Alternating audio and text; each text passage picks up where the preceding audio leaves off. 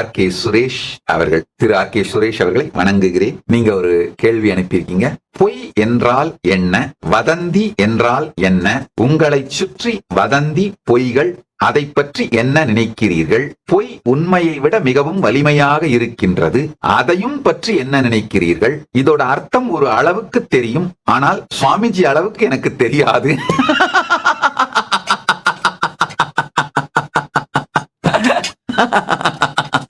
R.K. Suresh அவர்களை வணங்குகிறேன்.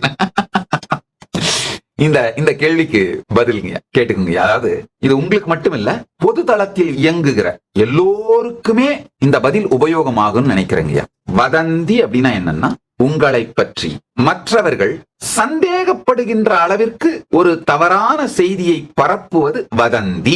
உதாரணத்துக்கு நீங்க ஒரு மர்டர் பண்ணிட்டதா செய்தி பரப்புறது வதந்தி. ஆனா அதையே கொஞ்சம் ஆழ்ந்து ஹோம்வொர்க் பண்ணி வேற யாரோ கொலை செய்த ஒரு டெட் பாடியை எடுத்து நீங்க செஞ்ச மாதிரி கட்டமைத்து பொய்யான எவிடன்சஸ், விட்னஸஸ், இந்த மொத்தத்தையும் உருவாக்கி எல்லாரையும் அந்த மர்டரை நீங்க தான் செஞ்சீங்கன்னு கன்வின்ஸ் பண்ணிடுறது தான் பொய்.